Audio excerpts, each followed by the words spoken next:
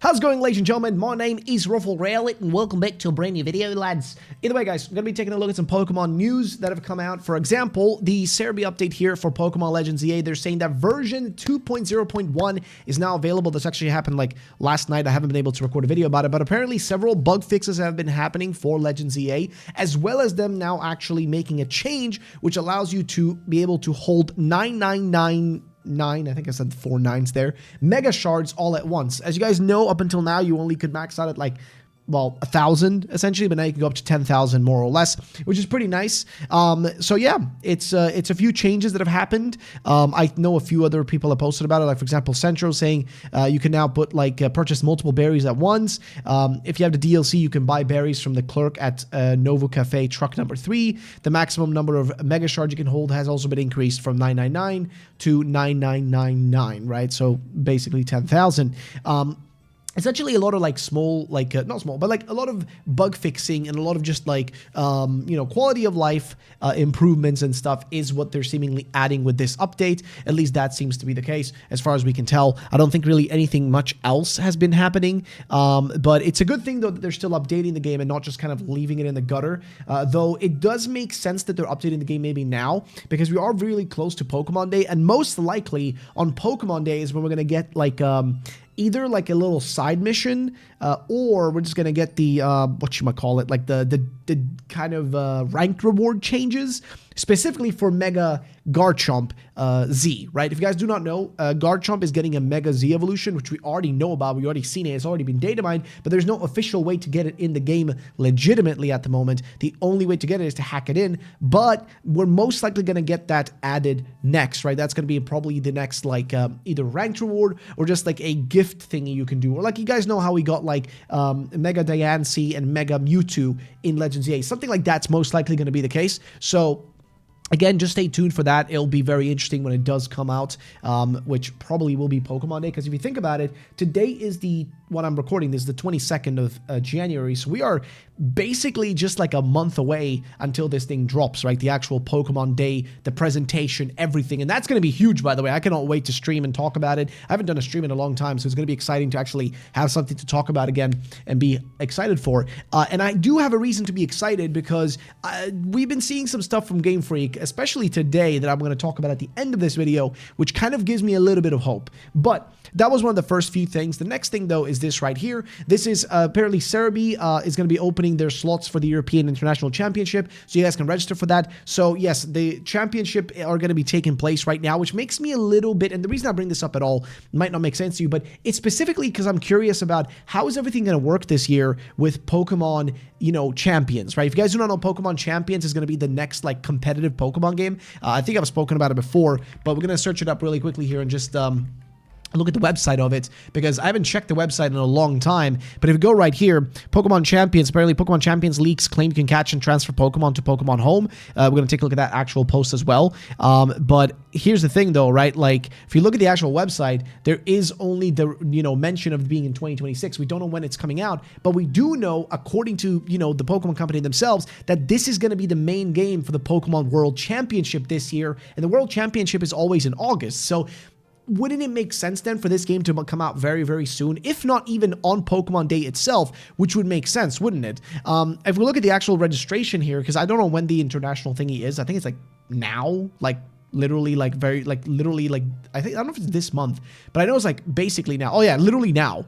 In February. It's literally in February. So it's not far from now, okay? It's very, very soon that this is happening. So it only makes sense then that it's about time for them to sort of give an update, talk about the game again, and actually give an actual release date, because the game needs to come out so people can have something to play on, prepare their teams, do whatever kind of grinding the game is going to require for you to get the exact team you need, because I'm pretty sure you're going to have to do some level of gameplay to earn certain Pokemon to use in your squad, because that's something that, they haven't really emphasized. Here, assemble your ideal team, so you can expand it, but basically you get trial recruitments, have a Pokemon join your team for a trial period, but then if you want to get a permanent one, you're going to have to earn these coins in the game, these ranked points or V points or whatever they're called. You're going to actually need those. And then you're also going to have to train your Pokemon, which means you're going to have to make sure you earn enough of this VP to then be able to you know, essentially allocate to each different Pokemon and to the different stats to get like the perfect IVs, the perfect stats, whatever else, right? And also to, of course, change the nature if you need to as well, because I'm pretty sure that costs money as well. You can see right here, it's like 200 to change it to this Gardevoir to a timid nature. And then it's another 64 being spent here to get its speed stat, I think, increased, if I'm not mistaken. Like, I think he's bumping up that right there. And then also to change the ability, it's like another 400. So you're probably going to have to grind a bit to be able to essentially, like they say here, tailor your Pokemon to the perfect way you want it. So they need time. People need time to play the game and do this, because if you're just expecting people right away to go, you know, do tournaments and stuff so quickly, you know, you need to give them some time, at least a few months, for people to get like ready and prepared, figure out the meta, because obviously this game is not going to have every Pokemon available from day one. That's kind of obvious. Like, I think we all kind of know that's not going to be the case. You know, it's not going to be able to have everything from the get-go. So, you know, people need to be able to kind of like get used to it, figure out the meta, figure out what's going to work the best, see how different it is from the regular game, and that kind of stuff, right? So there's a lot of things that need to go into this, but we do have this post right here as well, which apparently is a Pokemon Champions League that up until now I haven't even seen, but apparently this was posted only like 2 days ago. But apparently Pokemon Champions will have transferable Pokemon, leaks claim. Pokemon Champions still doesn't have a concrete release date, and we are already getting leaks about it. The latest rumor comes from Central Leaks. Didn't even know Central posted about this, but apparently who claims the upcoming competitive Pokemon title will have transferable Pokemon. Yeah, if this is true, it's kind of a big deal. The account revealed in a leak post back in January. Actually, let's see if we can find this post where he said this. Okay, so this post. See, I completely overlooked this one, but basically he said, thanks to the Terra leak, we now know you'll be able to obtain Pokemon and Pokemon Champions and transfer them to Pokemon Home and other main series games. So now to truly catch them all, you will need to play the main series games, Pokemon Go, Pokemon Champions, and who knows what else in the future. Which, dear Lord, man, that sounds, damn. I mean, Pokemon, I'm gonna be honest, I don't know, Chief, because you got to think about it, right? You got to think about it logically. Like, you really have to think about this very, very logically, right? Pokemon competitive is kind of ridiculous, right? And I honestly feel like if people complain about people cheating or hacking in Pokemon, I don't blame people for hacking or cheating in Pokemon, because it is ridiculous the levels of like things you got to go to be able to get like the ideal Pokemon to make sure that you are on par with other people. It's like almost a full-time job.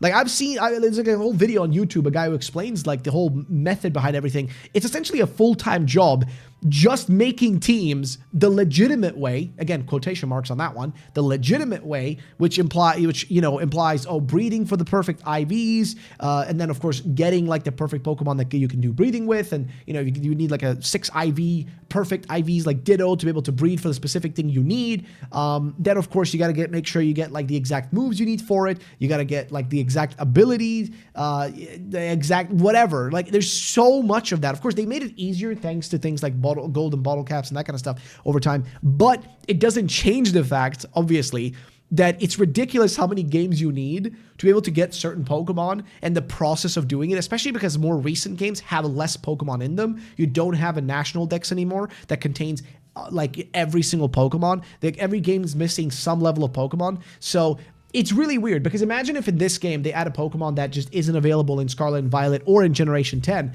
that like a specific Pokemon that you can only either obtain by either grinding in the game or paying money in the game to get it early, or, hey, go play, I don't know, Pokemon Black and White, pay for Pokemon Bank, and then transfer to Pokemon Home, which you also got to pay for, by the way, unless, of course, you are free to play, which only allows you to have like a tiny amount of Pokemon in there. Like, you catch my drift? It's the process is becoming insane.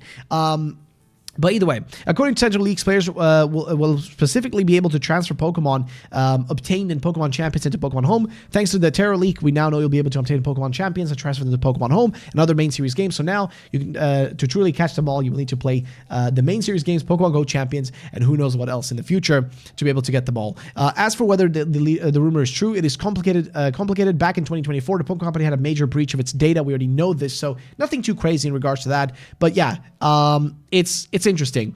Apparently, according to Game Freak's information, though, it seems to contradict this leak. When Pokemon Champions was featured in the Pokemon Day 2025 Presents, Game Freak posted an update chart for Pokemon Home. In the infographic, it shows that Pokemon Home can connect to Pokemon Champions. However, where things get interesting is the small font at the bottom of the stream, which seems to contradict this latest leak, which is this point right here, where it says specifically something like, what is that? Pokemon you have originally obtained in Pokemon Champions cannot be deposited into Pokemon Home.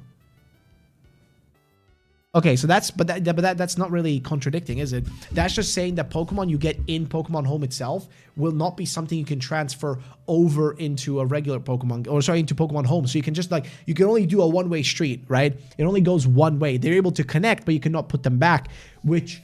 Holy shit, just imagine this. Imagine you have a really, really rare Pokemon from the past. I think one of the most rare Pokemon you could get, well, not rares, but like a rare Pokemon kind of combo is a Fanfy, I think, with Water Gun.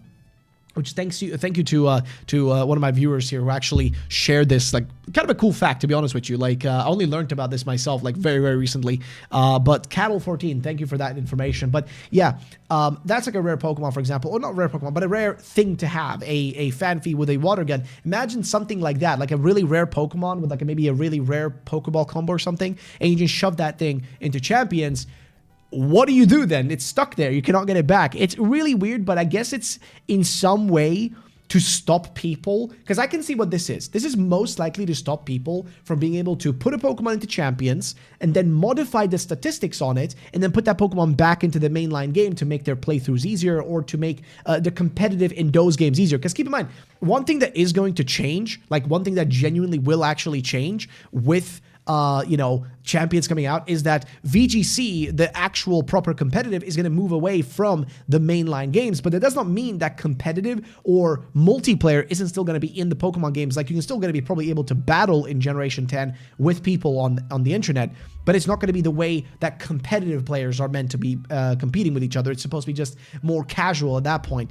So it's, I guess, in some way to stop people from being able to transfer things that way, which is kind of weird. Who cares? I don't like the sort of micromanagement that they have to do over how people want to spend their time. It seems a little ridiculous to me, but I digress. That's pretty much that. I think we've gone through most of the important stuff in regards to that point. But it is what it is. So, next up is this right here. So, apparently there is going to be a new Pokemon experience set to launch at Universal Studios Japan, which I think we had another post about it somewhere over here. There it is. So, yeah, apparently they're planning to launch a new immersive Pokemon experience. This project will be built around an ultra real experience that simulates all 5 senses. So, maybe getting real-life Pokemon, ladies and gentlemen. Sounds fun. But either way, moving on to the next thing, we already talked about, of course, the version update that came out. They do have the patch notes here. These are in Japanese, but we can always translate them. You guys want to pause the video and just read through these. Just scroll up and down so you can see the full thing. But yeah, it just goes through some of the basic stuff that they're going to be doing. And yeah, that's pretty much it. It's just a few updates on all the stuff that's changed.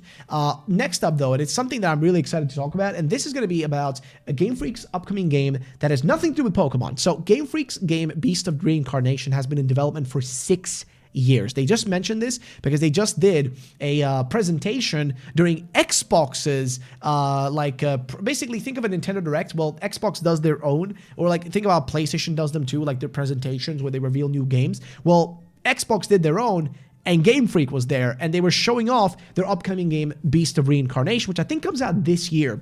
But here is basically what happened during that. Was a 10-minute section where Shigeru Mori, you guys should know Shigeru Mori, the man has been working on several Pokemon games over the years. He has been involved with Pokemon for the longest time, and guess what? He is also apparently involved with this somehow. He is the general producer for the game, and he shares some of his stuff here. But apparently the biggest takeaway, though, is that the game has been in development for 6 years, which you got to think about it. The average time for a Pokemon game is between 2 and 3.5, give or take, right? 3 on average years is what it takes for a Pokemon game to come out. This was double that. And I'll be real with you. This game looks amazing. Okay, now I know some of you are not into this kind of game. It's maybe not your cup of tea, might not specifically appeal to you, if you're not the audience for it. But the game looks actually incredible. Graphically speaking, it is, and again, you're not going to get the best impression from my footage here, but the game looks graphically gorgeous, like actually gorgeous. I'm going to have to mute that real quick. It's really loud, but the game looks genuinely beautiful. Like, it actually looks gorgeous. It also looks way smoother. The first time we saw gameplay of this game was, I think, almost like 2 years ago at this point. It's been like since 2024, I want to say. It's been a while since we first saw it. But I remember the first time we saw gameplay, it looked like the frame rate was really, really bad. Like, it was running a really low frame rate. But now it looks good. Like, it actually looks decent. It actually runs really, really well. And the game just looks gorgeous. Keep in mind, this is from the same people that created the Pokemon franchise. The same people that make every single Pokemon game, mainline game, besides like BDSP. That's the only one they didn't make themselves. But every other Pokemon game is made by Game Freak. These are the same people. And this is what they can achieve if they're given the time and they're given like sort of the freedom to experiment a little bit more. I mean, at the end of the day, they own Pokemon. Game Freak owns 1/3 of the Pokemon like brand, so they have the right to kind of do whatever they want. But it's more so, I guess, like the limitations, the money, you know, that they're given to it to do it. And also the, you know, I guess the development time that they're handed is the biggest thing. Because look at this game, okay? Like, I'm sorry, but I'm gushing by looking at this. Look how gorgeous it looks. Like, I'm not saying Pokemon needs to look like this, but this shows that Game Freak definitely have the capable people, developers, and whatever else to make games that genuinely look gorgeous. Games that look like, you know, they belong, you know, in the next generation. Here's the funniest part, though. This game isn't coming out on the Nintendo Switch 2, at least as far as I could tell at the end here, because at the end, they mentioned, you know, what like consoles it's going to be coming out to. You know, we'll release this summer on Xbox, PC, and PlayStation, but there is no mention of the Switch 2, which is really interesting, right? Really, really interesting. Makes me wonder, like, is, you know, what are all the issues? I think there's a plethora of issues that Pokemon has to deal with, or Game Freak has to deal with. I think it's the struggle they have with like the time limits they have to make these games. I think it's the budget they're given to make the Pokemon games, and it has to probably be the limitations of whatever they were making the games on. No offense to Nintendo, but they aren't really the best when it comes to providing developers with, you know, the necessary tools to really make games or even port games to their consoles. They can be very stringent about that kind of stuff, and that's something that developers themselves have said, that they can be a little bit iffy when it comes to it. And also, they don't really make consoles that are able to handle beyond bare minimum for the most part. But it's kind of funny to see that this is not even a game that's going to be on a Nintendo console. It's legitimately on everything else besides Nintendo, which is kind of crazy given it's Game Freak of all companies. But it makes me excited to see that, okay, this is what this Game Freak can really make some interesting stuff, because this game looks gorgeous. The gameplay looks fun. It's my kind of game. I don't know if I would really call it a Souls-like. It looks more like just action, like an action game, like a cool action game. I think it would be closer to something like, I don't know, Horizon Zero Dawn-ish, maybe that direction, maybe a little bit like God of War-ish, kind of that style, you know, like an action RPG sort of thing. That's kind of what it looks like more so than any of the other stuff. But what I wanted to show this for is to say that I have a little bit more confidence, given some of the leaks we've seen about Generation 10, given some of the stuff people have said. It gives me a little bit of hope, right? Like, I even tweeted about like how excited I am for this game, actually. Like, I'm genuinely excited for it. Like, I'm actually hyped to see how this game is going to turn out, because to me, it actually looks really good. Like, it looks like a really good game, but it also gives me a little bit of hope and confidence, a little bit of hope and confidence that maybe, just maybe, Generation 10 will look better than any of the previous Pokemon games we've had. Unfortunately, the information we have from leakers can never be taken as proof, because it's always a little bit iffy. It's always a little bit, you know, this is maybe, I don't know, you know. It can never be fully trusted. So I guess we'll just have to wait and see, leave it up to time itself and see how things turn out. But I'm just hopeful. I'm very, very hopeful that things will be great, and we're going to get a great game with Generation 10. And this is kind of giving me a little bit of hope that, hey, Game Freak are not incompetent, okay? They have good developers. They have talented artists who know what they're doing, talented developers who know what they're doing. And shit, the game looks optimized, okay? You know how crazy it is to see a game in general, just in general, not even Game Freak or Pokemon related, just a game in general that looks actually like it runs at a proper frame rate? Brother, that is crazy, okay? And keep in mind, it's a Game Freak game. A Game Freak game that looks optimized. Like, literally compare any Pokemon trailer in the past compared to this. it's night and day, and you can tell that this looks better because it even looks better than their original first gameplay they showed, like the first gameplay snippet from way back in like 2024. It looks way better. So I'm just hoping that maybe they can take some of these talented people now that they're done with this game, because it comes out in summer, right? It comes out this summer, so I'm hoping that if those people are done with it, they're done developing Beast of Reincarnation, right? They finished it or whatever, that those people can be put to work to start working on what, not Gen 10, but whatever is beyond Gen 10, to be something that is just next level. But like, I want them to be given the time to do it. I love having a new game every year, because if there isn't a new Pokemon game every year, I lose money, okay? Like I'm telling you, from a YouTuber perspective, for me, the more slop Pokemon games come out, the better from a content creator perspective, because I can just make more videos and I make more money. But from a fan perspective, I'd rather them take a long time to make something better. Like, again, sure, is it going to be rough? Is it going to be hard to wait 6 years for a game? Yes, but that's the thing. Game Freak should be able to do it because they were able to make this game and all those other Pokemon games at the same time, and it's never impossible for them to hire more people or outsource certain things to other studios, which is something they already do, but they can just, you know, increase that thing. They can just increase that. But again, I digress. That's going to be it for today's video, guys. Thank you all for watching. I'll be seeing you all in the next one. So peace out and bye-bye, ladies and gentlemen.